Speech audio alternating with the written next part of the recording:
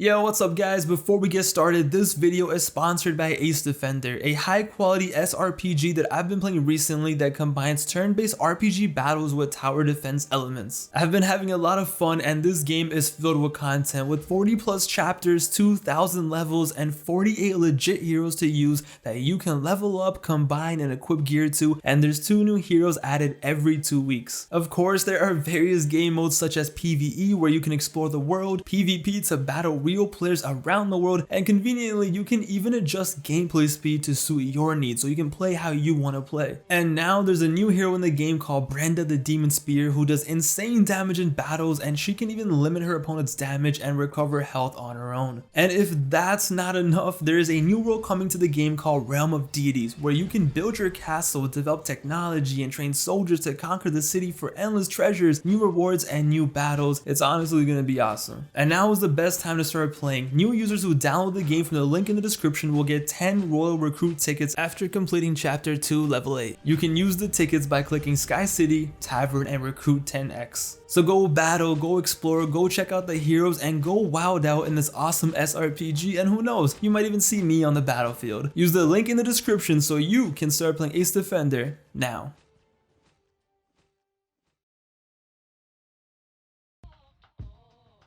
It was 2015, the year that our homie Jon Snow got banged in. Everyone was trying to figure out what color this dress was. Lamar Odom was still on crack, and Drake squashed Meek Mill in the feud of the year. Meanwhile, in the WWE, it was such a confusing year. There were moments where I was having the time of my life watching the product and enjoying it, but at the same time, I had moments where I was like, how the hell is this company still functioning? 2015 was the year we had a 48-year-old Kane against Rollins for the World Heavyweight Championship on a pay-per-view. Sting almost died in the ring, and they tried making Sheamus a thing again. Yet somehow, someway, WrestleMania 31 was one of the funnest nights of me watching wrestling I've ever had. Cena was tweaking every single week, Taker came back against Lesnar, Rollins had the year on lock. It didn't make any sense. It was such a weird year. 2015 was all over the damn place, and there is no better pay-per-view to explain that than the Royal Rumble. This is the peak of WTF WWE. This is a night that shows how absolutely brain dead the company can be at one moment and amazing the next. This was the night the attitude shifted in the head office. After this night, it was clear the company was no longer letting fans dictate the product. They were always going to get the final say whether you like it or not, something we are still dealing with even now in 2022. But back in 2015, it was such a different landscape. I was 16 years old. I remember being so amped up for the Rumble like no tomorrow, and I wasn't even alone. Leading up to the Rumble, more and more fans were watching Raw every single week, peaking at 4 million viewers, and there were 2 big ass questions: who is walking out the WWE champion, and who the hell is winning the Royal Rumble? I can't explain how excited me and my friends were for this. The possibilities were insane. It was a new year, fresh start, so much potential, and the future looked so damn bright. First off, the WWE Championship match. But honestly, yo, I had no idea who was going to win. I wanted Cena, but what if Rollins somehow wins and is the Money in the Bank holder and the champion at the same time? No way, right? What if Lesnar wins? That's probably what's gonna happen. That's the safe bet.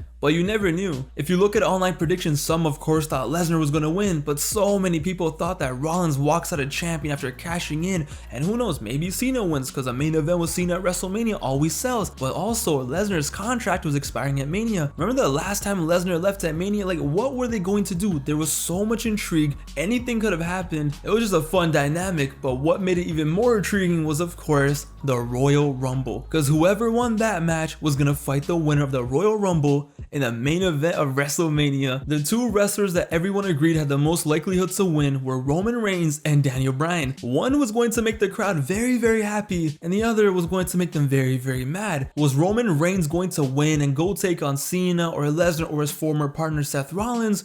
Or was it going to be Daniel Bryan getting his redemption from last year, his big comeback versus Cena or Rollins? Or finally, will we get Brock Lesnar versus Daniel Bryan? Everyone and their mom and their dad and their grandpa wanted Daniel Bryan. It was a perfect story. They didn't want Roman shoved down their throat. Not yet. The company knew that, and they had a choice. Either they were going to risk Roman Reigns get straight up rejected but get what they want, or were they going to let the fans be happy and they'd be a little salty? For every normal person, it's a no-brainer. You let the fans be happy, but this was the WWE we were talking about, so what the hell were they going to do? No way you don't give the fans what they want, right? It was going to be such a turning point for the company, for wrestling, and it definitely was. So live from Philadelphia, it was the 2015 Royal Rumble. So many questions, so much intrigue, anything could have happened, and man, when the night was done, it was definitely a night that no wrestling fan would ever forget. Let's get into it.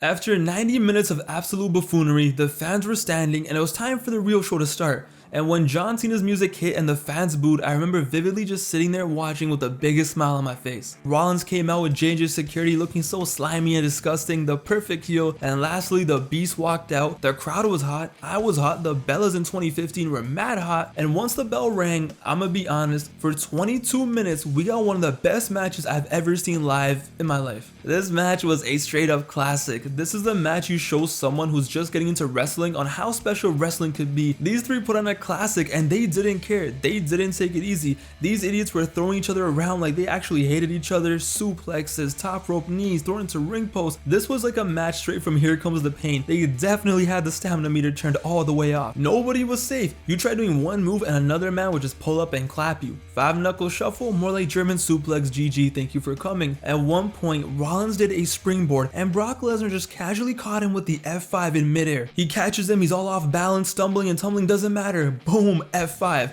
This is not normal, but this match wasn't normal. This is one of those matches that just stuck with me. I was watching it and when it was done, I'm like, yo, this is something I'm gonna show a lot of people in the future. But what made this match so special in my eyes was one moment where it just happened. I was like, all right, that's it, GG, I made a mess, I'm Randy Marsh. And the reason that moment was so special was because of the build-up. So Cena and Rollins just murdered Brock Lesnar for like 5-10 minutes, 3 AAs, curb stomp, spear through the barricade, steel steps. Fam, they did everything at this point except for shoot him. So after just abusing him and destroying him, they put him on the announce table. And boys and girls, we knew exactly what was gonna happen, but when it happened, it still left everyone's jaw on the floor. After eating like 30 finishers and 30 OMG moments, they had to do one final OMG moment to destroy Brock Lesnar. On the announce table, Seth Rollins goes to the top rope and just says YOLO and delivers a flying elbow, and he crushed Brock Lesnar. This wasn't some soft ass flying elbow, table barely breaks, no, he crushed Brock Lesnar. This looked violent, this looked bad, and for once it looked like Brock Lesnar was not going to get up. I genuinely thought Brock Lesnar was not getting up. They wrote him off. That's enough, GG, thank you for coming. Cena and Rollins go back into the ring and, you know, casually put on a one-on-one banger. So they're wrestling, they're doing their thing, and eventually a stretcher comes out for Brock Lesnar, which was definitely a sight to see. Brock Lesnar on the backboard at a wrestling match, this did not make sense. This is the same guy who survived this and now needs a stretcher. Yo, say what you want to say, but this was effective. Meanwhile, Cena and Rollins are going off. So Cena fights off J&J,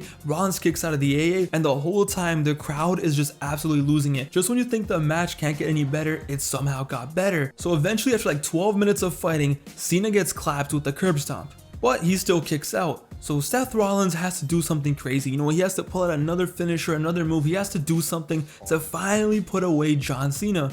So what does he do? Well, ladies and gentlemen, it's time for a spot that's so goated that it's a spot that is ingrained in my brain that I will never forget. A spot that when it happened had me jumping out of my seat. So Seth Rollins, he's desperate, he got to do something crazy. He goes to the top rope. Cena's dead, Lesnar's definitely dead, and Rollins was about to tweak. He's on the top rope, he's looking the other way, and honestly, yo, let's just let the clip do the talking.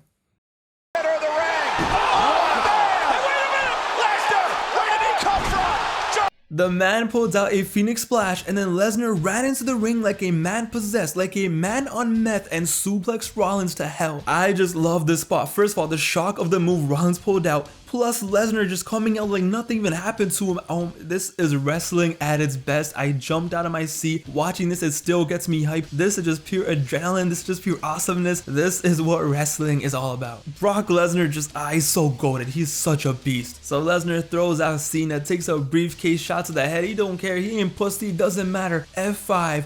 1, 2, 3.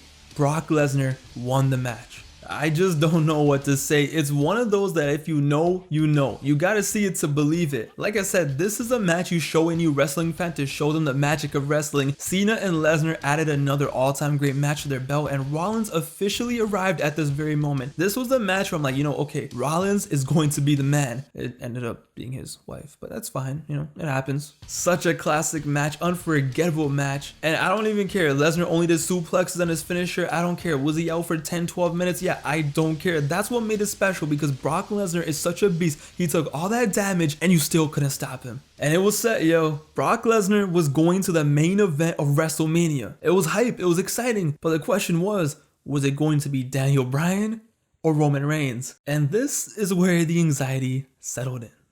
So it was time for the Royal Rumble, and the number 1 entrant in the Rumble was The Miz, and number 2, R-Truth. And in case you haven't got the memo, this Rumble was not a good Royal Rumble. This was bad. There were barely any stars. There was no epic OMG moments. Oh my god, what a match. This is a bottom tier Royal Rumble. This was not it. But it's fine, whatever, who cares? The match could suck as long as we get what we want, right? That was the thing. As long as we get what we want, all is well. We'll make up for it at WrestleMania. So the match went on, and number 10, we got life. We got Daniel Bryan. Bryan came out and the fans went mental, of course. The chosen one, the key to life, the key to happiness. He comes in and yes, yes, yes. The people wanted it. The people needed it. It was so obvious, and all WWE had to do was give it to us. The match went on and more jobbers came out. DDP came out. It was cool, right? Respect to him, but it was a pretty weak Rumble, but it was all good as long as Daniel Bryan was gonna win. Daniel Bryan, you know, he was good. He was doing his thing. Nothing too special, nothing too crazy, but then again, like, what do you really want him to do against people like Fandango? Whatever, the match goes on and Rusev's in the ring, Bray Wyatt's in the ring, and Rusev super kicks Bryan and he's on the apron. Alright, cool, whatever. He's just doing a little tease. He's gonna go back in there and beat him up. The crowd did not react at all because we all knew Bryan was not gonna get eliminated this early. He's chilling, whatever. And then Wyatt knocked him out of the ring. What the 10 minutes into the Royal Rumble, 10 minutes in, he's eliminated. Great, amazing. What the This was so dumb. This was so stupid. Daniel Bryan returns from injury after vacating the World Heavyweight Championship, and he gets eliminated in 10 minutes in his Royal Rumble return. It was so dead, so dry, and the fans just went crazy. After this, the fans were never the same. They let the boos rain down like it was done. Like they did not care after this. Why did they think this was a good idea? Either let him win or at least give him proper treatment. Let him run wild in the Royal Rumble. Let him hold it down. You have no other stars in the Rumble, so why not just let him wild out? But no. 10 minutes, that's it. 10 minutes, take it or leave it. 10 minutes for the guy who basically broke his neck after winning the title, after doing this at Mania. But no, that's it. 10 minutes, that's all we can do. How brain dead can they be? What were they thinking? Like, how does this make any sense? And after this, it was over. The match was done. Nobody cared. Prime J-Lo could have came out and started twerking and the fans would have booed. Tupac could have came back from the dead and they would have booed. It was done. There was no saving this match. Might as well just have canceled it and gone off the air. The fans just totally shit on the match. And of course, bozos like Mizdow and Swagger and Ryback came out because yeah, that's gonna make the fans care, right? And then this man came out and holy hell, he got booed like he invented COVID or something. They really thought that after getting Daniel Bryan eliminated, oh, we'll just bring out Roman Reigns. The fans are gonna love him. He'll be the avenging hero. No, why would the fans want Roman Reigns? Him and Daniel Bryan are polar opposites. They did not want him to be the face of the company at that time. And what a change a year has done. Last year at the Rumble in 2014, they actually cheered Roman Reigns. Now, they despised him. They weren't ready for him to be the face of the company, and the WWE was so stupid. If they really wanted to push him as the face of the company, he should have been the one that turned heel on the Shield. Have him turn heel, and then make him slowly turn face. Make him so elite that the fans can't deny him and start cheering him. You know, remind you of someone, you know, maybe do what they did with The Rock in 1998. But no. Roman Reigns to the moon, and he comes out here, he cleans out the Royal Rumble, and this just makes everything worse. But the worst part of this Rumble is, so Roman Reigns is in there, right? There's not even anyone to challenge him. There's no somebody cool to play off the dynamic. There's no threats to him. He's just beating up random ass jobbers. But it's fine. The WWE thought this one out. They have everything planned out. Maybe we're just the idiots. To help Roman Reigns get over, he's gonna have to fight two monsters, two people who are gonna screw him out the Rumble, two of his biggest enemies. You know who's gonna put Roman Reigns over the top? Big Show and Kane. Fam, who booked this crap? For some reason, the final 4 in this Royal Rumble were Reigns, Ambrose, and Big Show and Kane. What? Of course, Ambrose gets eliminated by Big Show and Kane because he does not matter, and the fans, of course, have been booing and booing constantly ever since Daniel Bryan was eliminated. I had never seen non-stop rejection like this. At least when Cena got booed, it was mostly because, haha, it's fun to boo Cena, or they wanted RVD and CM Punk to win. But this was just straight up rejection. This was, I hate this product, we hate you, just please stop. But yeah, since it's apparently 1999, the final 3 were Kane, Big Show, and Roman Reigns. How does the company produce this and this in the same night? So Big Show and Kane begin to destroy Roman. Oh no, 2 40-year-old men are beating up poor Roman. No, what will he ever do? And this is where Vince had his bright idea. This is where Vince like, I know what will get him over. This is where Vince sends The Rock to make the fans like Roman Reigns. Cause yes, that's what's gonna work. Cause all that's missing for Roman is using his family ties to push him over the top. Yes, the fans are gonna love it. Yo, these buffoons are limited. Monkeys can write better storylines than this. So The Rock comes out, his music hits, and the fans go wild. Wow, Rocky, yay. He goes in there, cleans house, the fans are going crazy. Then The Rock leaves, and the fans boo Roman Reigns again like nothing happened. Roman eliminates Rusev, who was still there. Roman wins the Rumble, and the fans just keep on destroying this man. This night was iconic. Twitter was going crazy. The fans were going crazy. The Rock comes in, and he celebrates with Roman. And The Rock is just there like, what the hell is this? The fans hated Roman Reigns so much, they started booing The Rock. Just look at his face. He can't believe what is happening. This is legit the equivalent of when your mom makes you take your little sibling to go play with your friends and you're just there embarrassed. Like, why did I bring this buffoon with me? What an L. They knew Roman was gonna get booed. They knew it. That's why The Rock was on standby. You know how sad that is? You know he's gonna get booed, so you have plan B ready. If that's ever the case, maybe you should just let the fans get what they want and, let Daniel Bryan win. I genuinely feel that WWE doesn't want money. I think they're allergic to money. If fans want Bryan, you give them Bryan. Will the fans not be more likely to buy stuff from you if you push who they, I can't. The fact that Roman Reigns recovered from this is amazing. Did it take 5 years? Yeah, of course, but it still proves that he had it in him the whole time. They just had the most stupid approach. Roman Reigns, first and foremost, should have been a heel. He is a natural born heel. It's like Randy Orton. No one wants to cheer the golden boy who has family ties, who has been given everything. Obviously not, but that's how the fans see it. And over time, the fans will see how awesome he is and they'll cheer him and all that. But he is a natural born heel. He is in the position to be a heel. This was so sad. Watching this live, this being a thing with just straight up rejection like this, I had never seen anything like this. It was a surreal moment.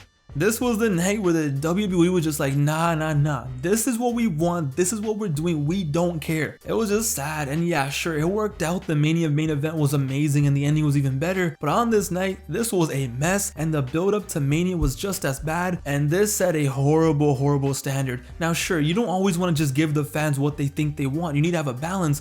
But after this, it's like the WWE just became just stupid. I don't know what other word to use, just straight up stupid. This one pay-per-view shows the duality of WWE. It's so fascinating, and it still blows my mind that this happened. What a night. 2 matches that show the absolute best of wrestling and the absolute worst of wrestling.